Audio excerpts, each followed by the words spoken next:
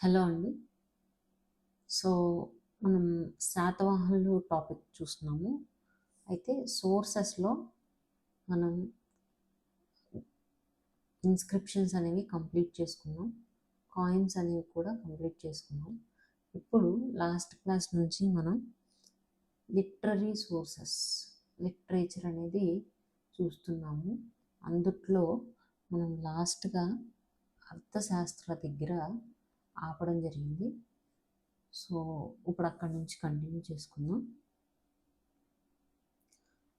అర్థశాస్త్రం actually last క్లాస్లో మొత్తం అయిపోయిందండి. ఇంకోటి ఏంటంటే నాకు పవర్ ఆఫ్ అవ్వడం వల్ల నేను కొంచెం డిస్కనెక్ట్ చేయాల్సి వచ్చింది.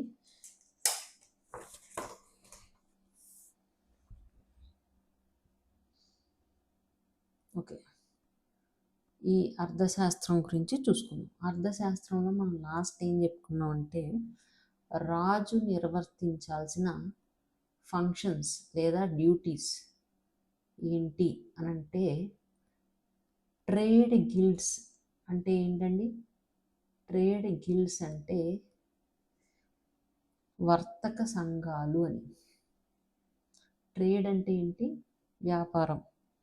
గిల్డ్ అంటే సంఘాలు అని. అంటే వ్యాపారం చేసుకున్న వాళ్ళు కొన్ని సంఘాలుగా ఏర్పడేవారు అన్నమాట.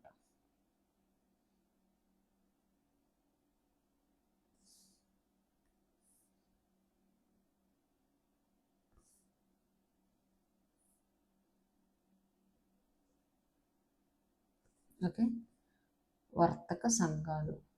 సే ఫర్ ఎగ్జాంపుల్ ఇక్కడ కుమ్మరి పని చేసే వాళ్ళు ఉంటే ఈ కుమ్మరి పని చేసే వాళ్ళంతా ఒక ట్రేడ్ గిల్డ్ కింద ఫామ్ అయ్యేవారు. అంటే ఒక వర్తక సంఘంలో ఫామ్ అయ్యేవారు. గోల్డ్ స్మిత్స్ ఉంటే వారు ఒక వర్తక సంఘంలో ఫామ్ అయ్యేవారు అన్నమాట. సో రాజు యొక్క ప్రైమరీ డ్యూటీ ఏంటండి? ఈ వర్తక సంఘాలని, ఈ ట్రేడ్ గిల్డ్స్ని ప్రొటెక్ట్ చేయడం అనేది రాజు యొక్క డ్యూటీ అన్నమాట. ఓకేనా? అయితే ఈ ట్రేడ్ గిల్డ్స్ని మనం పరిరక్షణ, వీటి యొక్క పరిరక్షణ, గౌరవం, ఓకే, ట్రేడ్ గిల్డ్స్ యొక్క పరిరక్షణ, గౌరవం అనేది ఎవరు కాపాడాల్సి ఉంది అని అంటే రాజు అనేవాడు కాపాడాలి. ఎందుకు కాపాడాలి అని అంటే ట్రేడ్ ప్రజెంట్ డేస్లో ఇప్పుడు కరెంట్ మోడర్న్ వరల్డ్లో కూడా ఎలా ఉందండి? ఒక వ్యాపారవేత్తను, బిజినెస్ మ్యాన్ని మనం మన కంట్రీకి అట్రాక్ట్ చేస్తేనే మన ఎకానమీ అనేది ఏమవుతుంది? గ్రోత్ అనేది జరుగుద్ది. ఎకనామిక్ గ్రోత్ అనేది జరుగుద్ది. ఎకనామిక్ గ్రోత్ అనేది జరిగితే ఏం జరుగుద్ది? ఎంప్లాయ్మెంట్ అనేది క్రియేట్ అవుతుంది. At the same time economic growth జరిగినప్పుడు జీడిపి అనేది ఇంక్రీజ్ అవ్వడం జరుగుద్ది. జీడిపి ఇంక్రీజ్ అయ్యింది కాబట్టి అండ్ ఎంప్లాయ్మెంట్ కూడా పెరిగింది కాబట్టి స్టాండర్డ్ ఆఫ్ లివింగ్ అనేది జరుగుద్ది. అంతే కదండి? స్టాండర్డ్ ఆఫ్ లివింగ్ అనేది బాగుంటుంది అన్నమాట. అంటే ఒక దేశం యొక్క ఆర్థిక పరిస్థితులు దేన్ని నిర్ణయిస్తాయి అని అంటే ఆ దేశంలో ఉన్న ప్రజల యొక్క స్టాండర్డ్ ఆఫ్ లివింగ్ని నిర్దేశించడం జరుగుతుంది అన్నమాట. సో ఇక్కడ కూడా సేమ్ అనమాట. ఎందుకు రాజు ట్రేడ్ గిల్డ్స్ని ప్రొటెక్ట్ చేయాలి అని అంటే వ్యాపారం ఎక్కడైతే, ట్రేడ్ ఎక్కడైతే బాగా జరుగుతుందో అక్కడ ఎకనామిక్ గ్రోత్ అనేది పెరుగుద్ది. అట్ ది సేమ్ టైం ఆ రోజుల్లో సెల్ఫ్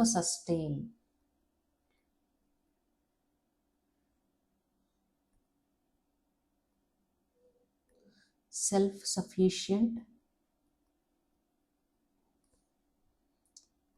అండ్ సెల్ఫ్ సస్టైన్ అనేది ఉంటుందన్నమాట. ఓకే అండి. అందుకని ట్రేడ్ గిల్డ్స్ని రాజు రక్షించాల్సిన అవసరం ఉంది అని ఎవరు చెప్తున్నారు? అర్థశాస్త్ర చెప్తుంది. ఓకే, ఇది అయితే ట్రేడ్ గిల్డ్స్కి ఆ రోజుల్లో ఎంత పవర్ ఇవ్వాలి అని అంటే అర్థశాస్త్రాన్ని చెప్తుంది. ఇది కూడా ట్రేడ్ గిల్డ్స్కి ఎంత పవర్ ఉండేది అని అంటే రాజు యొక్క శాసనాలు, కింగ్ ఇష్యూ చేసిన శాసనాలు ఉంటాయి కదా, ఇన్స్క్రిప్షన్స్. ఇప్పుడు ఇదివరకు ఇన్స్క్రిప్షన్స్ అనేవి, శాసనాలు అనేవి ఎందుకు ఇష్యూ చేసేవారండి? ఒక శాసనం అనేది ఎందుకు ఇష్యూ చేసేవారంటే కింగ్ ఏదైనా ఒక ఆర్డర్ని పాస్ చేయాలి అని అనుకుంటే ప్రజలకి, ఆయన ఒక శాసనం ద్వారా, ఇన్స్క్రిప్షన్ ద్వారా పాస్ చేసేవారు. లేదు అనంటే ఏదైనా ఒక మెమోరియల్స్ కింద కూడా విజయానికి గుర్తుగా కానీ, పట్టాభిషేకానికి గుర్తుగా కానీ ఇన్స్క్రిప్షన్స్ అనేవి ఇష్యూ చేసేవారు ఆ రోజుల్లో. సో ఈ ట్రేడ్ గిల్డ్స్కి ఎంత పవర్ ఉండాలి అని అంటే రాజు ఇష్యూ చేసే, జారీ చేసే శాసనాల కంటే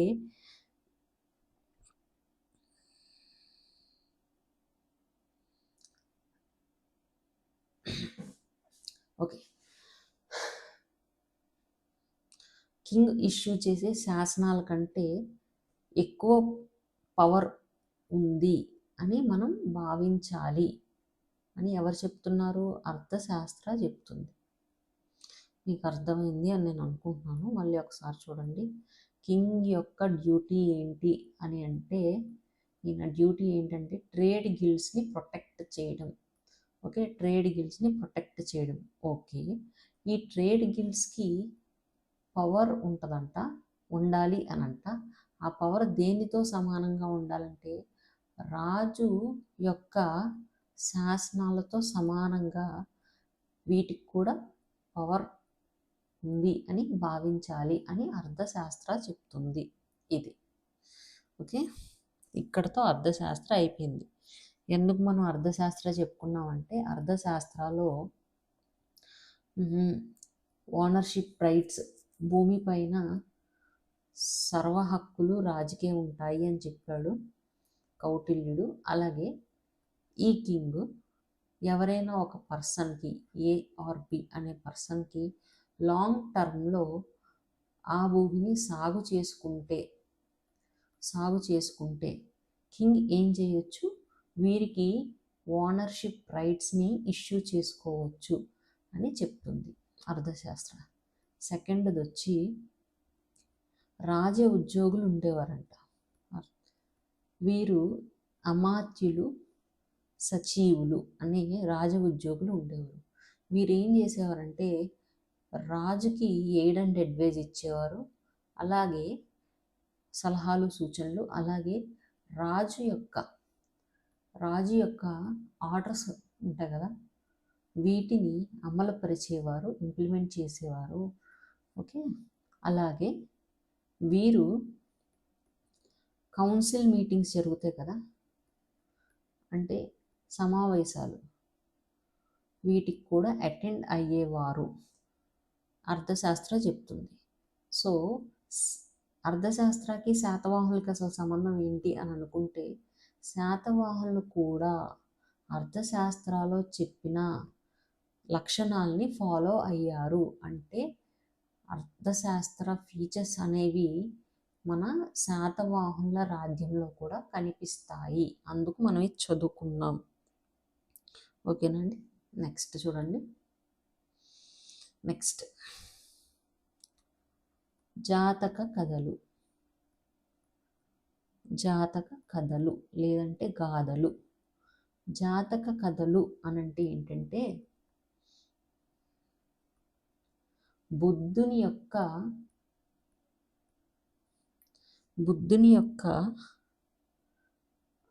లైఫ్ గురించి ఉంటుంది అన్నమాట. లైఫ్ స్టోరీస్ అనేవి ఇందులో ఉంటాయి జాతక కథల్లో. ఓకే, సో ఈ జాతక కథలు బుద్ధిస్ట్ లిటరేచర్స్ గ్రంథాలు, బౌద్ధ మత గ్రంథాలు ఈ జాతక కథలన్నీ. ఈ జాతక కథలు ఏ లాంగ్వేజ్లో ఉంటాయి? పాలీ లాంగ్వేజ్లో ఉంటాయి. అయితే ఇక్కడ మళ్ళీ మనకి ఈ జాతక కథల్లో కూడా ఏమని కనిపిస్తాయి అంటే అమాత్యులు. ఇందాక మనం చెప్పుకున్నాం కదండి అర్థశాస్త్రాల్లో అమాత్యులు. వీరు ఈ జాతక కథల్లో కూడా వీరి యొక్క ప్రస్తావన అంటే వీరిని మెన్షన్ చేశారనమాట. ఇంగ్లీష్ మీడియం వాళ్ళకి చెప్తున్నా. సో ఈ అమాత్యులు ఏం చేసేవారంటే కింగ్కి, రాజుకి సలహాలు సూచనలు, ఎయిడ్ అండ్ అడ్వైస్, సలహాలు సూచనలు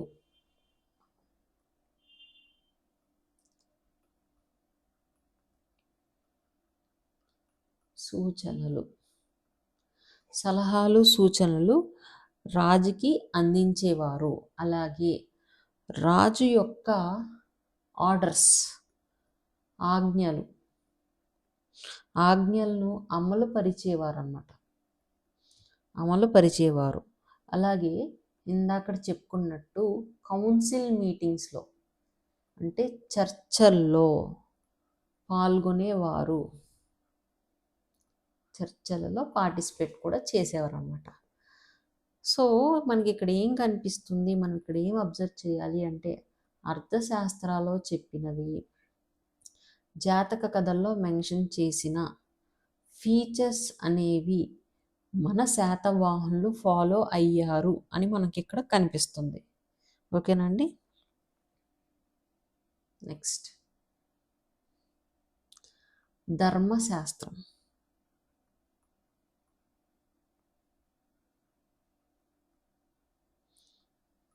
ధర్మశాస్త్రాలు. ఈ ధర్మశాస్త్రాలు అనేవి హిందూ మత గ్రంథాలు, హిందూ రిలీజియన్ మత గ్రంథాలు.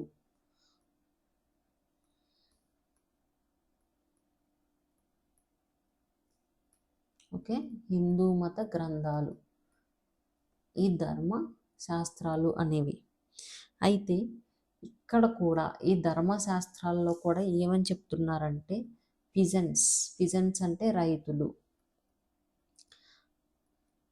ఓకే, అలాగే పిజన్స్ని కర్షకులు అని అంటాం. కర్షకులు లేదా శ్రామికులు. వీరు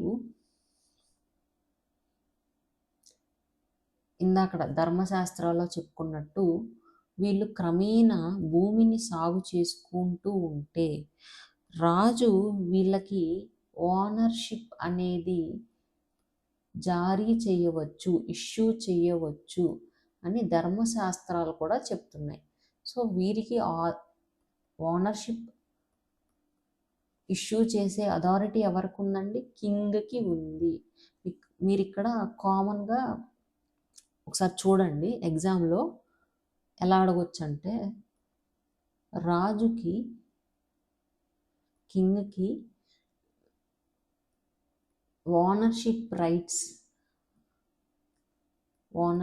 రైట్స్ని జారీ చేసే అథారిటీ ఉంది అని చెప్పిన శాస్త్రాలు ఏంటి, గ్రంథాలు ఏంటి అని అంటే మీరు ఇక్కడ కింద ఆప్షన్స్లో ABCD అని ఇచ్చినప్పుడు ఒకవేళ A and B, B and C, ABCD ఇలా ఇస్తాడు కదా, నోటా అని ఇచ్చాడు అనుకోండి, నన్నని ఇచ్చాడు అనుకోండి, మీరు ఒకవేళ ఇక్కడ ఏమి ఉండొచ్చు, అర్థశాస్త్రం ఉండొచ్చు, ఇక్కడ ధర్మశాస్త్రాలు ఉండొచ్చు, అలాగే జాతక కథలు ఉండొచ్చు, ఇంకోటి ఏదైనా ఉండొచ్చు. సో మీరు ఇక్కడ ఏం చేయొచ్చు, ఈ 3 అయినాయి అంటే దీనికి పెడతారు. కాబట్టి మనం ఇక్కడ తెలుసుకోవాల్సింది ఏంటి అంటే ఇంటర్లింకింగ్ అనేది వెరీ ఇంపార్టెంట్ అండి. నేను ఇంటర్లింక్ చేస్తున్నాను, మీరు అది గమనించండి. ఇంటర్లింక్ చేసి చెప్తున్నాను. సో మీరు చదువుకునేటప్పుడు కూడా మల్టిపుల్ టైమ్స్ రివిజన్ చేస్తే మీరు ఇది అర్థం చేసుకోగలరు. ఓకే, నెక్స్ట్ చూడండి. ఇందాకడ జాతక కథలు అనేవి బౌద్ధ మత గ్రంథాలు అని అనుకున్నాం. ఇంకా బౌద్ధ మత గ్రంథాలు, బుద్ధిస్ట్ లిటరేచర్స్ ఏం చెప్తున్నాయో చూద్దాం.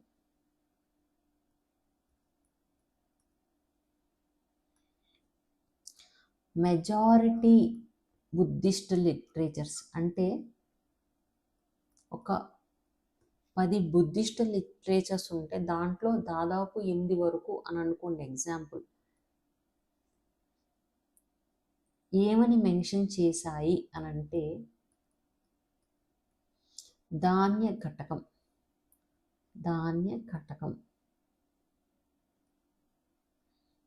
అనే ప్రాంతం ఉంది అని మనం అనుకున్నాం కదా, అంటే అమరావతి అని మనం అనుకున్నాం.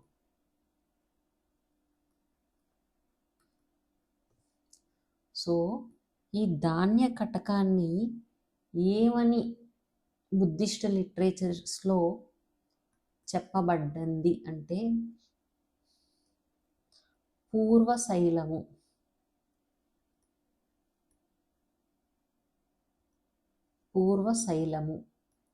ధాన్య కటకాన్ని బుద్ధిస్ట్ లిటరేచర్స్లో పూర్వశైలము అనే పేరుతో పిలిచారు. Very very very important. Okay,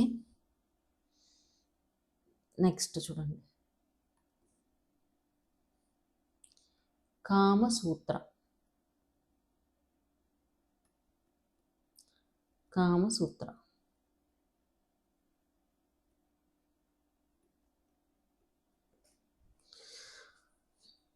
దీన్ని ఎవరు కంపోజ్ చేశారు, దీన్ని రచించిన వారు ఎవరు అని అంటే మనకి 13th కింగ్ ఒకడు ఉంటాడండి, కుంతల శాతకర్ణి. శాతవాహన రాజుల్లో 13th కింగ్ వచ్చి కుంతల శాతకర్ణి. ఈయన ఆస్థానంలో ఒక కవి ఉండేవాడు, పోయిట్. ఈయన పేరు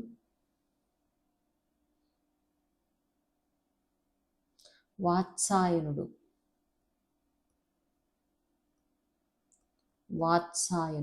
అంటే ఈ కామసూత్రాన్ని రచించింది ఎవరు అంటే వాత్సాయన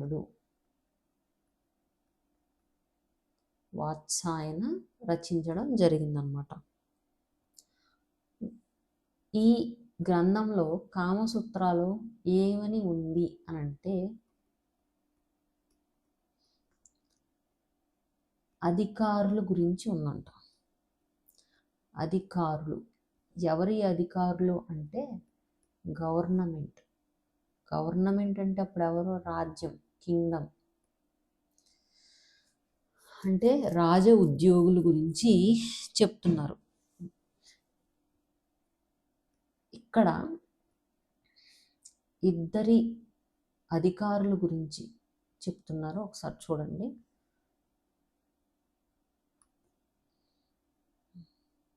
ఒకరు నగరాధ్యక్షుడు,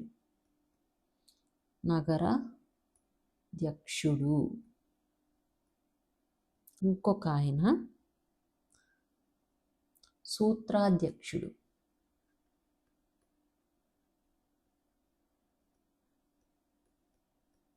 సో నగరాధ్యక్షుడు, సూత్రాధ్యక్షుడు అని 2 రాజ్య ఉద్యోగులు లేదా అధికారుల గురించి ఈ డెసిగ్నేషన్స్ అండి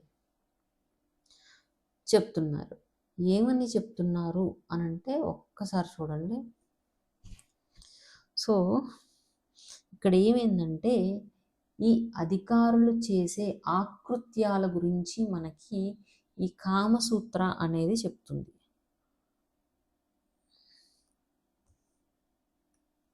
ఈ అధికారులు చేసే ఆకృత్యాలు.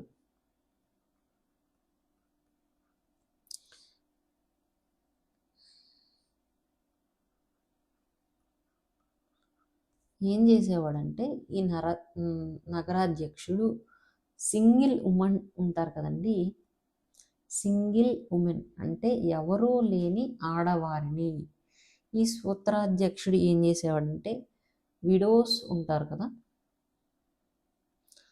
అలాగే పేద అమ్మాయిలు ఉంటారు కదా, పూర్ ఫీమేల్ పర్సన్స్, వీరు అనుభవించేవారు అనమాట. అంటే వీరిపైన ఆకృత్యాలు అనేవి ఈ నగరాధ్యక్షులు అలాగే సూత్రాధ్యక్షుడు ఈ డెసిగ్నేషన్ కల అధికారులు వీరిపైన ఆకృత్యాలు చేసేవారు అని మనకి ఈ కామసూత్ర అనేది చెప్తుంది. ఓకేనా. నెక్స్ట్ వన్ అండి, ఉజ్వల.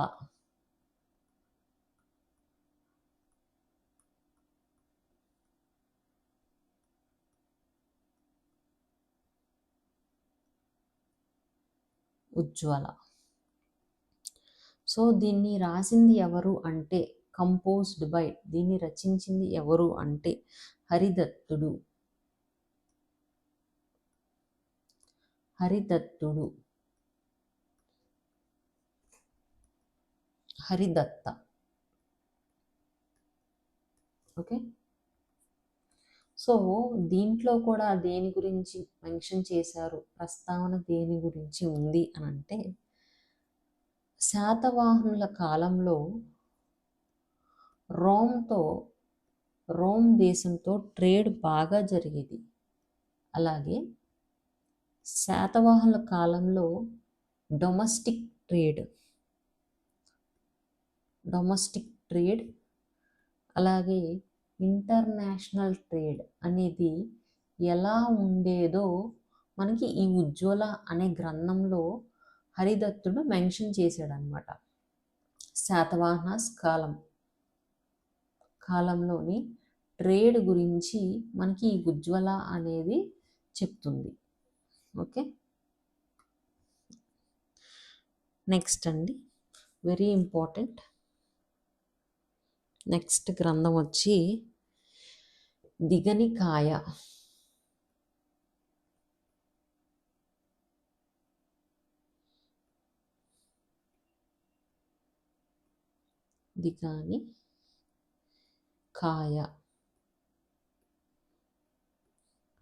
సో ఈ దిగానికాయ అనేది కూడా ఒక బౌద్ధ మత గ్రంథం, బుద్ధిస్ట్ లిటరేచర్. చూడండి, మీరు గమనించండి, ఎక్కువ మనకి బుద్ధిస్ట్ లిటరేచర్స్ అనేవి బాగా వస్తున్నాయి శాతవాహనుల కాలంలో. Okay, Buddhist literature. ఇక్కడ కూడా ఎవరి యొక్క ప్రస్తావన ఉంది అంటే ఇంటర్నేషనల్ ట్రేడ్ అనేది జరిగేది అని అనుకున్నాం కదా. సో ఇంటర్నేషనల్ ట్రేడర్స్ ఉంటారు కదా, అంటే విదేశీ వర్తకులు. ఈ విదేశీ వర్తకులు ఏం చేసేవారంటే వీళ్ళు ఇంటర్నేషనల్ ట్రేడ్ చేసినప్పుడు వీరితో పక్షులని, బర్డ్స్ని క్యారీ చేసేవారు అనమాట. వారు ఇంటర్నేషనల్ ట్రేడ్ అనేది ఇదివరకు ఏమైనా ఫ్లైట్లు ఉన్నాయా, లేవు కదండి, బై సీ రూట్ అనేది జరిగేది ఇంటర్నేషనల్ ట్రేడ్. సో సీ రూట్ను వెళ్ళినప్పుడు వీరితో బర్డ్స్ని క్యారీ చేసేవారు. ఈ ప్రయాణంలో సీ రూట్ ద్వారా వెళ్ళే ప్రయాణంలో ఒకవేళ కనుక ఏదైనా డిజాస్టర్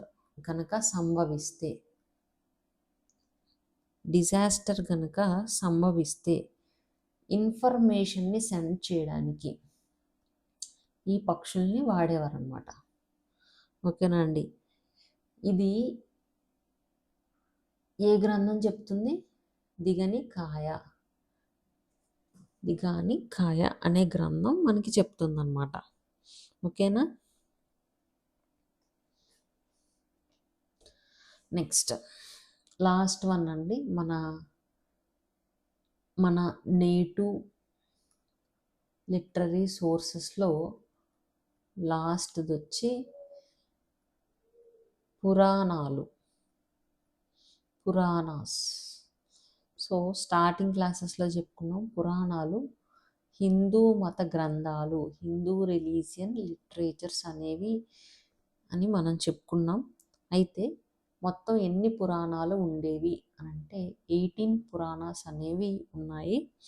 ఈ 18 పురాణాస్లో ఫస్ట్ పురాణం ఏంటి అంటే మత్స్య పురాణం.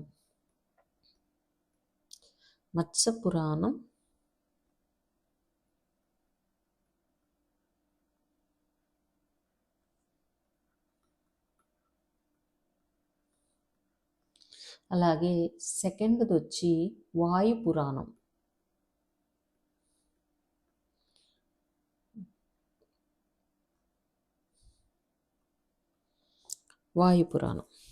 సో ఈ మత్స్య పురాణంలోను వాయు పురాణంలోను మనకి ఏమని ఉంటుంది అని అనుకున్నాము? ఆంధ్ర, అలాగే ఆంధ్రభృత్యులు,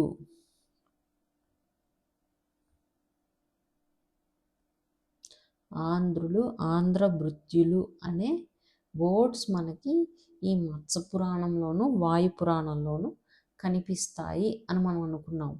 అయితే ఈ పురాణాలు ఎవరి కాలంలో కంపోజ్ చేశారు అనంటే ఎవరి కాలంలో కంపోజ్ చేశారంటే 27th కింగ్ అయిన యజ్ఞశ్రీ శాతకర్ణి కాలంలో కంపోజ్ చేశారు. ఓకేనా అండి? ఇది ఇక్కడతో మనకి స్థానిక సాహిత్య గ్రంథాలు అయిపోయినాయి. సో ఇప్పుడు విదేశీ గ్రంథాలు చూసుకుందాము. స్వదేశీ గ్రంథాలు అనేవి అయిపోయినాయి. సో ఫారెన్ అకౌంట్స్ లేదా విదేశీ సాహిత్య ఆధారాలు.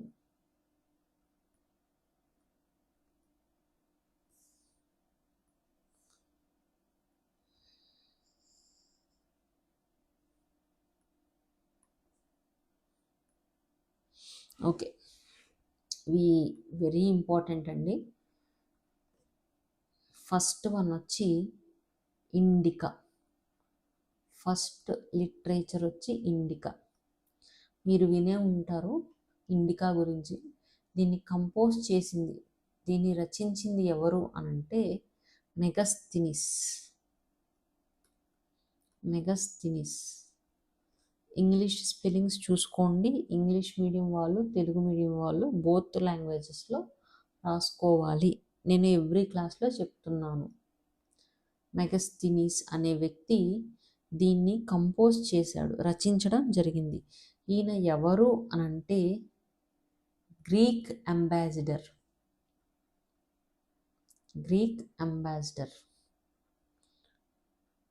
అంటే ఈయన ఎక్కడి మనిషి? గ్రీక్కి సంబంధించిన వ్యక్తి అనమాట. అయితే ఈ ఇండికాలో దేని గురించి, ఎవరి గురించి ఉంది అంటే శాతవాహనుల యొక్క ఆర్మీ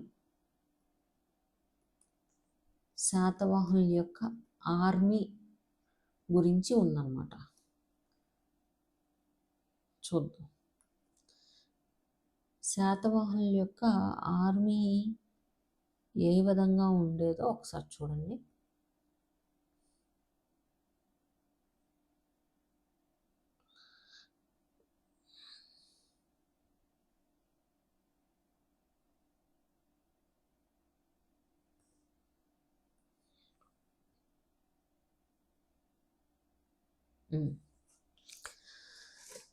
ఈ మెగస్థినీస్ రాసిన ఇండికాలో శాతవాహనుల ఆర్మీ గురించి ఇన్ఫర్మేషన్ అనేది మనకి తెలుస్తుంది. సో శాతవాహనుల ఆర్మీ 1,00,000 కాల్బలం ఉండేదంట. కాల్బలం అంటే సోల్జర్స్ అని నేను అనుకుంటున్నాను. రేపొద్దున మీకు క్లారిఫై చేసి చెప్తాను. ఓకే. 3000 గుర్రాలు ఉండేయంట, హార్సెస్. 2000 ఎలిఫెంట్స్, ఏనుగులు ఉండేవి. అలాగే చతురంగ బలాలు ఉండేవి. చతురంగ బలాలు అనేవి ఉండే అనమాట.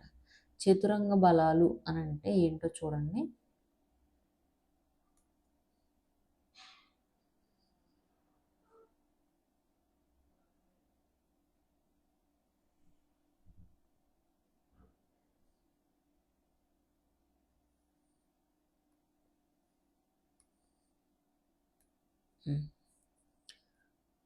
రథబలం, గజబలం,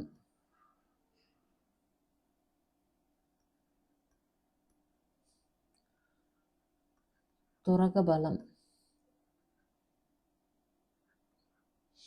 పదాతి దళం. ఇవి నాకు ఇంగ్లీష్ కూడా వర్డ్స్ తెలియవండి.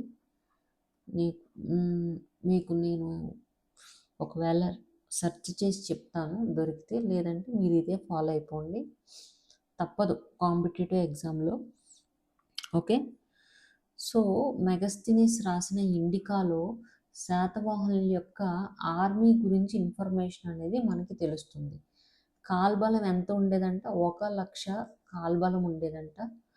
హార్సెస్ వచ్చి 3000, 2000 ఎలిఫెంట్స్, చతురంగ బలాలు ఉండే అని తెలుస్తుంది. రథబలం, గజబలం, తురగబలం, పదాతి దళం అని మనకి తెలుస్తుంది. నెక్స్ట్ సోర్స్ చూడండి.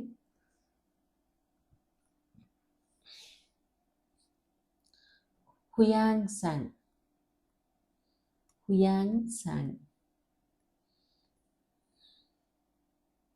ఈయనొక చైనీస్ ట్రావెలర్ అండి. Very important. Hiuen Tsang Indian హిస్టరీలో కూడా మనకి ఈయన ఇంపార్టెంట్.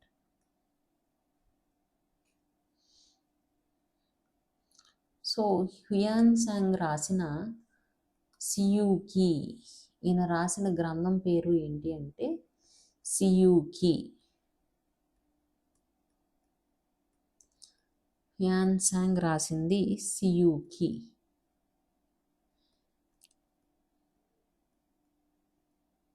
ఈయన చైనీస్ ట్రావెలర్.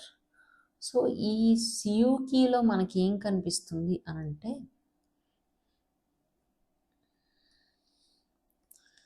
ధాన్య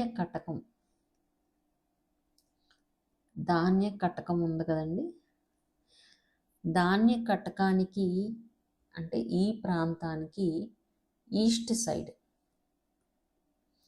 ఈస్ట్ సైడ్ ఒక మౌంటైన్ ఉండేదంట. కొండ, మౌంటైన్ ఉంది. ఈ మౌంటైన్ పైన ఒక టెంపుల్ ఉందంట, ఆలయం. ఓకే, ఆలయం ఉండేది అని సియూకి హుయాన్ సాంగ్ రాసిన సియూకిలో మనకి తెలుస్తుంది. ఒకసారి మళ్ళీ చూడండి. ఇది ధాన్య కటకం అని అనుకుందాం. ధాన్య కటకం నార్త్, సౌత్, వెస్ట్, ఈస్ట్ వైపు ఒక కొండ ఉంది. ఈ కొండ పైన ఒక టెంపుల్ అనేది ఉంది.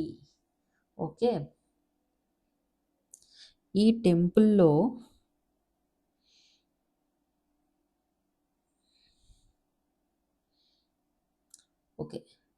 ఈ పర్వతం పేరేంటంటే వజ్ర పర్వతం.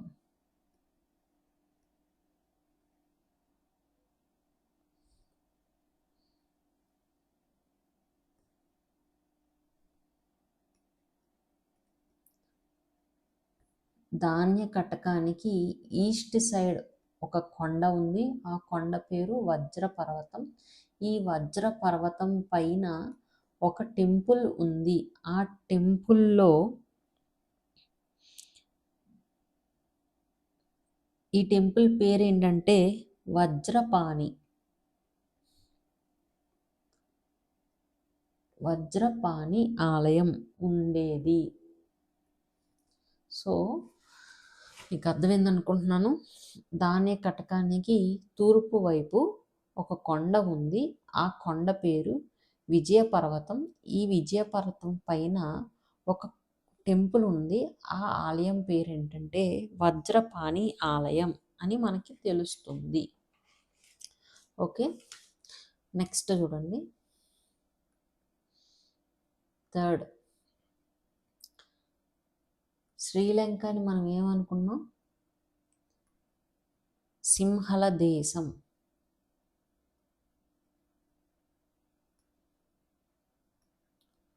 సింహల దేశం. సో ఈ సింహల దేశ గ్రంథాలు ఏం చెప్తున్నాయో చూద్దాం. సో ఈ సింహల దేశ గ్రంథాలు కూడా ట్రేడ్ గిల్డ్, ఒక ట్రేడ్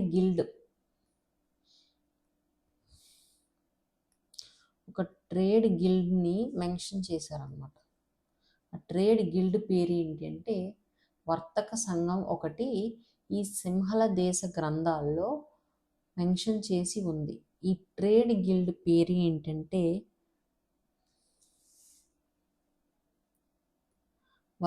వజ్రపర్వత వాసిని కాయము. సో శ్రీలంకని మనం సింహల దేశము అని అంటాము. ఈ సింహల దేశ గ్రంథాలు కూడా ఒక ట్రేడ్ గిల్డ్ గురించి మెన్షన్ చేశాయి. ఆ ట్రేడ్ గిల్డ్ పేరేంటంటే వజ్రపర్వత వాసిని కాయ అనే పేరుతో ఉంది ఆ ట్రేడ్ గిల్డ్. సో ఈ ట్రేడ్ గిల్డు వర్తక సంఘము, అలాగే ఇందాకడ మనం సియుకి చూసాం కదండి. సియుకిలో మెన్షన్ చేసిన వజ్ర పర్వతము కూడా రెండు ఒకటే అని చాలామంది అభిప్రాయపడుతున్నారు. గుర్తుపెట్టుకోండి. Next, very very important, natural history. గ్రంథం పేరు న్యాచురల్ హిస్టరీ. దీన్ని రచించింది ఎవరు అనంటే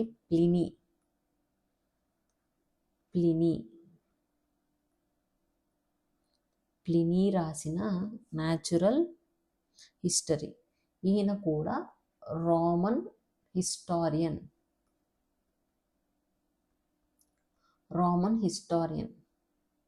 చరిత్రకారుడు. సో ఈ న్యాచురల్ హిస్టరీలో మనకి ఏమని ఉంటుంది అనంటే భారతదేశానికి, ఇండియాకి, అలాగే రోమ్ దేశానికి మధ్య జరిగిన ఇంటర్నేషనల్ ట్రేడ్ గురించి మనకి న్యాచురల్ హిస్టరీలో కనిపిస్తుంది అన్నమాట. అయితే ఇది ఒకటి. Second, Yajnashri Satakarni 27th king. ఈయన కాలంలోనే రోమ్ దేశంతో ఇంటర్నేషనల్ ట్రేడ్ అనేది బాగా డెవలప్ అయింది. శాతవాహనులు రోమ్ దేశంతో వర్తకం, ట్రేడ్ అనేది బాగా జరిపించడం జరిగిందన్నమాట. సో ఈ 2 పాయింట్స్ మనకి న్యాచురల్ హిస్టరీలో ఉన్నాయి. ఒకసారి చూడండి. అయితే ఈ రోమ్ దేశం అసలు ఎందుకు మన వైపు ఇంట్రెస్ట్ చూపించింది అంటే, మన దగ్గర ఒక క్లాత్ ఉండేది, మస్లిన్ అనే ఒక క్లాత్ అన్నమాట. ఇది చాలా ఫైన్గా ఉంటుంది క్లాత్, చాలా బ్యూటిఫుల్గా క్లాత్ ఉంటుంది. అయితే ఈ రోమ్ ప్రజలు ఈ మస్లిన్కి బాగా ఇంట్రెస్టెడ్గా ఉండేవారంట, బాగా లైక్ చేసేవారు. సో దీనికి డిమాండ్ అనేది చాలా ఉండేది రోమ్ దేశంలో మస్లిన్కి బాగా డిమాండ్ ఉండడం వల్ల వీళ్ళు ఏం చేసేవారంటే, ట్రేడ్ అనేది ఎలా జరిగేదంటే రోమ్ దేశానికి డెఫిసిట్, లోటుగా ఉండేదన్నమాట, సర్ప్లస్లో ఉండేది కాదు. మన ఇండియా అనేది సర్ప్లస్లో ఉండేది.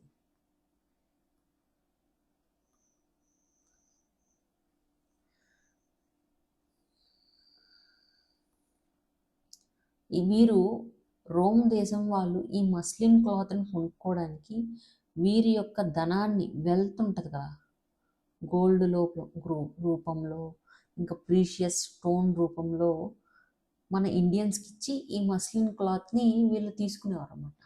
సో ఇక్కడ ప్లినీ ఏమని బాధపడతాడంటే, ఈ న్యాచురల్ హిస్టరీలో రోమ్ దేశం యొక్క గోల్డ్ అనేది ఇండియాకి తరలిపోతుంది అని బాధపడుతూ రాసిన లిటరేచర్ గ్రంథమే ఈ న్యాచురల్ హిస్టరీ అన్నమాట. ఓకే, అర్థమైంది అని నేను అనుకుంటున్నాను. మళ్ళీ ఒకసారి చూడండి. ప్లినీ అనే రోమ్ హిస్టారియన్ న్యాచురల్ హిస్టరీ రాశాడు. ఈయన ఈ న్యాచురల్ హిస్టరీలో దేని గురించి ప్రస్తావించాడు అంటే, ఇండియాకి అలాగే రోమ్కి జరిగిన వ్యాపారం గురించి, అలాగే యజ్ఞశ్రీ శాతకర్ణి కాలంలో రోమ్ దేశంతో శాతవాహనులకు మంచి ట్రేడ్ అనేది జరిగేది అని తెలుస్తుంది. రోమ్ దేశస్థులు ఎందుకు ఇండియా వైపు ఇంట్రెస్టెడ్గా ఉండేవారు ట్రేడ్ చేయడానికి అంటే, మన దగ్గర దొరికే మస్లిన్ క్లాత్ అన్నమాట చాలా ఫైన్గా ఉంటుంది, చాలా ఫైన్గా ఉంటుంది. అయితే ప్లినీ ఏమని బాధపడతాడంటే, ఈ క్లాత్ అనేది చాలా ఫైన్గా ఉండడం వల్ల రోమ్ దేశంలో ఎథిక్స్ అనేది, ఎథికల్ వాల్యూస్ అనేవి పడిపోతున్నాయి అని బాధపడతాడనమాట. ఓకే, ఇది అక్కడ ఏం జరిగేదంటే, రోమ్లో ఎక్కడ చూసినా ఇండియన్ క్లాతే కనిపించేది. డోర్ కర్టెన్స్ కానీ, మనుషులు దుస్తులుకి కానీ, దేనికైనా అమ్మాయిలు ఎక్కువగా వేసుకునేవారు అనమాట.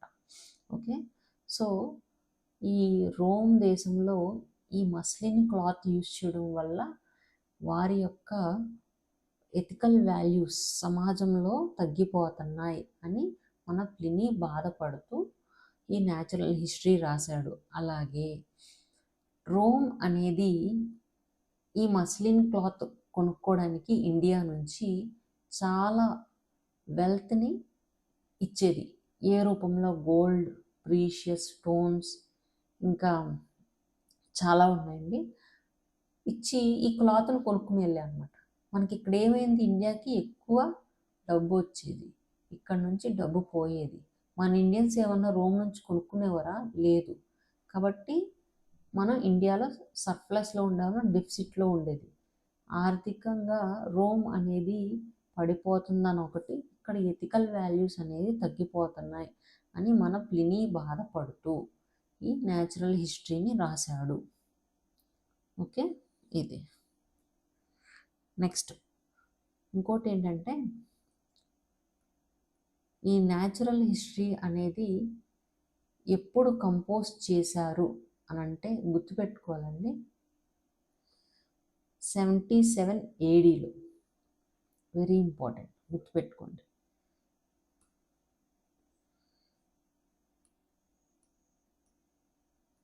ఓకే, చూడండి ఒకసారి. 5th one next. The guide to geography. The guide to geography ఇది కూడా చాలా ఇంపార్టెంట్. ఇది కూడా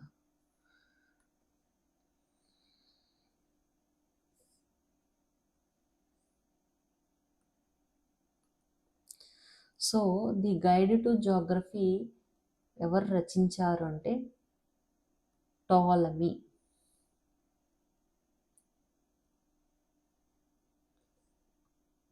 టాలమీ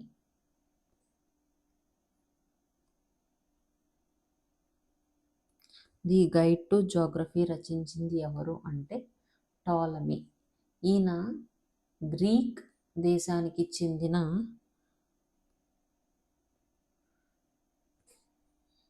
జాగ్రఫిస్ట్ అన్నమాట.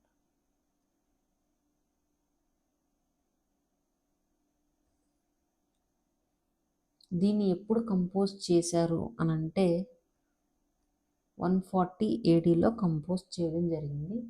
దీంట్లో దేని గురించి మెన్షన్ చేశారు అంటే ట్రేడ్ సెంటర్స్, ఇండియాలోని ట్రేడ్ సెంటర్స్, ట్రేడ్ పోర్ట్స్, అలాగే ట్రేడ్ రూట్స్, అలాగే ఏ వస్తువులతో గూడ్స్, ఏ వస్తువుల్ని వ్యాపారంలో ఉంచేవారు, వ్యాపారం ఏ వస్తువుల్లో జరిగిందో కూడా మనకి ది గైడ్ టు జాగ్రఫీలో కనిపిస్తుంది అన్నమాట.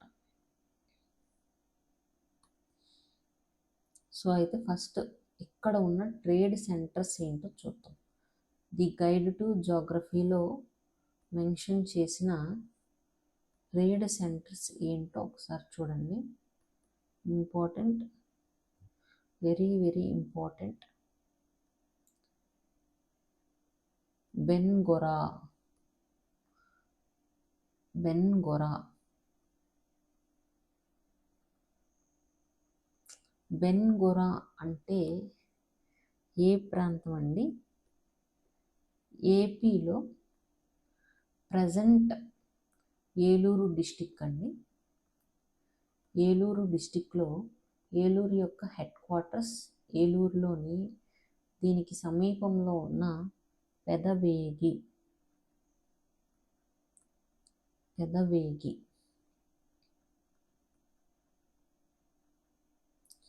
పెదవేగిని బెన్గొరా అని దేంట్లో పిలిచారంటే ది గైడ్ టు జాగ్రఫీలో పెదవేగిని బెన్గొరా అనే పేరుతో పిలవడం జరిగింది.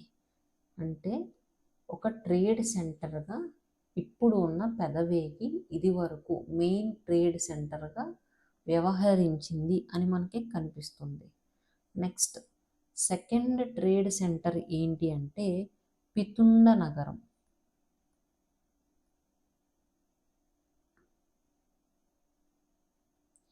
పితుండ నగరం, పితుండ నగరం అనంటే బట్టిప్రోలు, ప్రజెంట్ బట్టిప్రోలు, లేదా దీనికి ఉన్న ఇంకొక పేరు అందకపురం, అందకపురం ఆర్ ప్రతిపాలపురం, ప్రతిపాలపురం. ఇది ఎక్కడుందండి? Guntur district, Guntur district. Okay, next the guide to జాగ్రఫీలో ట్రేడ్ సెంటర్స్ బెన్గొరా, పితుండ నగరాన్ని చూసాము. పోర్ట్స్ వచ్చి ఓడరేవులు వచ్చి కోడూరు, కోడూరు లేదా Koruru,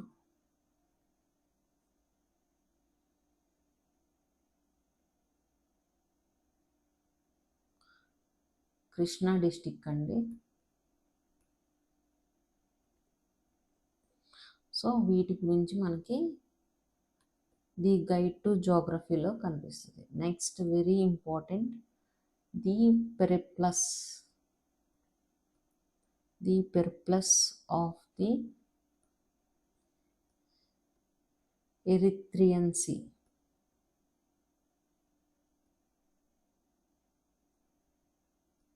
the periplus of the Erythraean sea. So దీన్ని రచించిన వ్యక్తి ఎవరో మనకి తెలియదు, అన్నోన్ పర్సన్. దీన్ని రచించింది ఎవరో మనకు తెలియదు, కానీ దీన్ని ఎప్పుడు రచించారు అని అంటే 80 ADలో రచించారు. ఆర్ఆర్బి ఎన్టీపీసీలో ఈ క్వశ్చన్ అడిగారండి, periplus of the Erythraean sea ఏ సెంచరీలో కంపోజ్ చేశారని అడిగారు. అయితే ఫస్ట్ సెంచరీ ఏడి దీనికి ఆన్సరు. ఓకేనండి, గుర్తుపెట్టుకోండి.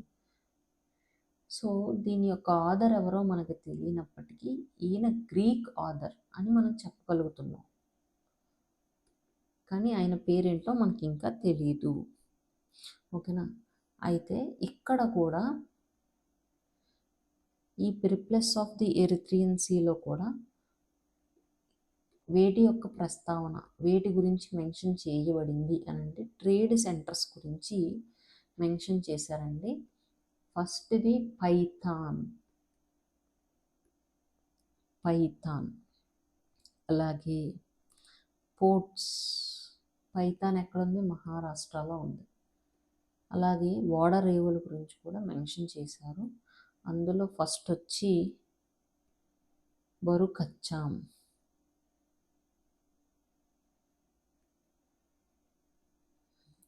లేదా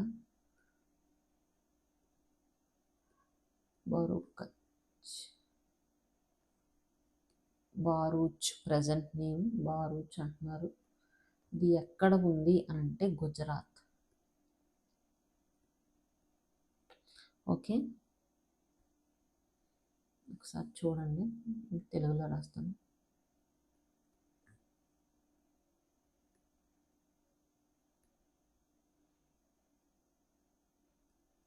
ఓకే, నెక్స్ట్ సెకండ్ వచ్చి కళ్యాణి, మహారాష్ట్రలోని కళ్యాణి. థర్డ్ వచ్చి తగర, ఇది కూడా మనకి మహారాష్ట్రలోనే కనిపిస్తుంది, మహారాష్ట్ర. ఫోర్త్ వచ్చి సోపార, ఇది కూడా మహారాష్ట్రలోనే కనిపిస్తుంది. ఫిఫ్త్ వన్ వచ్చి చోల్, మహారాష్ట్ర.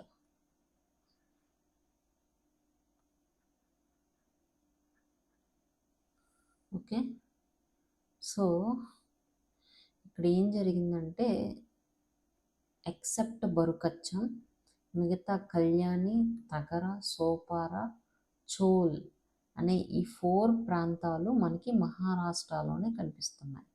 ఒకటి గుజరాత్లో కనిపిస్తుంది, అంతే కదా. అయితే ఈ పెరిప్లస్ ఆఫ్ ది ఎరిథ్రియన్ సీలో మనకి ఏం జరిగిందంటే, ఏం చెప్తారు అని అంటే, ఇది మ్యాప్ అనుకోండి, మన ఇండియన్ మ్యాప్. ఇది గుజరాత్ కదా. ఈ గుజరాత్లోని బారూచ్ ప్రజెంట్ అంటున్నాం. తర్వాత ఇక్కడ మహారాష్ట్రలోని కళ్యాణి, తర్వాత తగర, నెక్స్ట్ వచ్చి సోపార, తర్వాత చౌల్. ఈ 5 ప్రాంతాలు అప్పుడు మేజర్ పోర్ట్స్గా ఉండేవి అన్నమాట. అయితే ఇక్కడ ఏం జరిగింది, మహారాష్ట్రలో పైథాన్ అనే ఒక ప్రాంతం ఉంది. ఇది ఎలా ఉండేది, మెయిన్ ట్రేడ్ సెంటర్గా ఉండేది. మనకి ఈ పెరిప్లేస్ ఆఫ్ ది ఎరిథ్రియన్ సీలో ఏమని మెన్షన్ చేశారంటే, ఈ ట్రేడ్ సెంటర్కి అలాగే ఈ పోర్ట్స్కి మధ్య ఉన్న ట్రేడ్ రూట్స్ గురించి కూడా మనకి ఇక్కడ కనిపిస్తుంది. పెరిప్లేస్ ఆఫ్ ది ఎరిథ్రియన్ సీలో ఈ ట్రేడ్ రూట్స్ కూడా మెన్షన్ చేశారు. అలాగే ఏ వస్తువుల్ని ట్రేడ్ చేసేవారో కూడా మనకి ఇక్కడ కనిపిస్తుంది. ఓకేనా. ఇది ఈ 5 పోర్ట్స్ వచ్చి మనకి వెస్టర్న్ కోస్ట్లో కనిపిస్తాయి, అంటే పశ్చిమ కోస్టల్ లైన్లో కనిపిస్తుంది అన్నమాట, అంతే కదండి. ఇప్పుడు మనం ఈస్టర్న్ కోస్టల్ లైన్లోకి వెళ్దాం. ఈస్ట్ కోస్టల్ లైన్లోకి వెళ్దాం, అంటే ఇది east side, east Coast. Line. Okay, ఇక్కడ ఏం జరిగింది అంటే మనం మన ఆంధ్రదేశం గురించి, ఆంధ్రప్రదేశ్ గురించి చదువుకుంటున్నాం కాబట్టి ఇక్కడ చూడండి, ఇవి కూడా ఇంపార్టెంటే. ఎందుకు అంటే ఇవి శాతవాహనుల కాలంలో జరిగింది కాబట్టి ఇవి కూడా ఇంపార్టెంటే. ఇక్కడ చూడండి, మన ఆంధ్ర హిస్టరీ చదువుకుంటున్నాం కాబట్టి ఇవి కూడా important. Periplus of the Erythraean సీలో ఈస్టర్న్ సైడు కొన్ని ఓడరేవుల గురించి మెన్షన్ చేశారు. అవేంటో ఒకసారి చూడాలి మీరు. ఫస్ట్ వచ్చి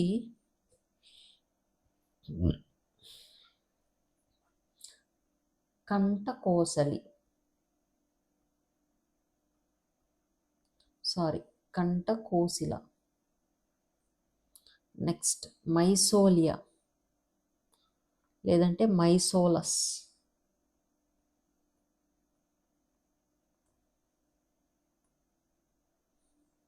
మైసోలియా లేదంటే మైసోలస్. నెక్స్ట్ వచ్చి అలోసిని,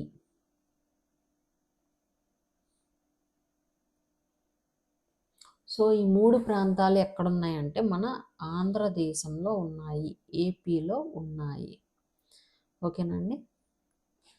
అయితే ఈ కంటకోశిల అనేది నేను మీకు రేపొద్దున్న కానీ నెక్స్ట్ క్లాసెస్లో కానీ చెప్తాను. ఈ మైసోలస్ లేదా మైసోలియా అనే ప్రాంతం ఏంటి అంటే ప్రజెంట్ మచిలీపట్నం. సో మన మచిలీపట్నం ఏన్షియంట్ పీరియడ్ నుంచి మోడర్న్ పీరియడ్ వరకు, మోడర్న్ హిస్టరీ వరకు మెయిన్ పోర్ట్ సెంటర్గా వ్యవహరించింది మైసోలస్ లేదంటే మైసోలియా. ఓకే, మచిలీపట్నాన్ని అంటాం. ఇది అలోసిని. వీటిని నేను ఒకసారి గూగుల్ సెర్చ్ చేశాను బట్ కనిపించలేదు ఇంగ్లీష్లో. ఈ మైసోలియా ఒకటే మనకు కనిపించింది, అందుకని మీరు ఇంగ్లీష్ ట్రాన్స్లేట్ చేసుకుని స్పెల్లింగ్ని రాసేసుకోండి. సో ఇక్కడతో మనకి లిటరరీ సోర్సెస్ అనేది కంప్లీట్ అయిపోయినాయండి. లిటరరీ సోర్సెస్లో బోత్ మన భారతదేశాన్ని, స్వదేశాన్ని అలాగే విదేశానివి మనం చూడడం జరిగింది. సోర్సెస్లో మనకి ఇన్స్క్రిప్షన్స్, కాయిన్స్ అలాగే లిటరరీ సోర్సెస్ అనేది మనం చూసాము. నెక్స్ట్ ఆర్కిటెక్చర్ అనేది సపరేట్గా చూసుకున్నాము. నేను నెక్స్ట్ క్లాస్లో ఏం చేస్తానంటే పొలిటికల్ హిస్టరీ అనేది స్టార్ట్ చేస్తానండి. పొలిటికల్ హిస్టరీ, ఎవరి పొలిటికల్ హిస్టరీ? శాతవాహనుల యొక్క పొలిటికల్ హిస్టరీ అనేది నేను స్టార్ట్ చేస్తాను. ఓకే, మీరు డెఫినెట్గా నోట్ మేకింగ్ అనేది చేసుకోండి. నోట్ మేకింగ్ చేసుకుని ఏ రోజు క్లాస్ మీరు ఈరోజు ఒక క్లాస్ అవచేస్తే దాని నోట్ మేకింగ్ అయిన తర్వాత రాత్రి పడుకునే ముందు ఒకసారి రఫ్ రివిజన్ అనేది హై లుక్ ఇచ్చిన చాలు. మీరు నెక్స్ట్ డే మళ్ళీ ఏం చేస్తారంటే మళ్ళీ ఫ్రెష్గా ఒక క్లాస్ విన్న తర్వాత ఆర్ వినేదానికి ముందు ఈ ప్రీవియస్ క్లాస్ని మీరు ఒకసారి రివిజన్ చేస్తే ఈ సెకండ్ క్లాస్ వినడానికి మీరు ప్రిపేర్డ్గా ఉంటారనమాట. ఈజీగా మీకు అర్థమవుతుంది, క్యాచ్ చేస్తారు మీరు. సో అదండి ఈరోజుతో నేను క్లాస్ ఎండ్ చేస్తున్నాను. Thank you.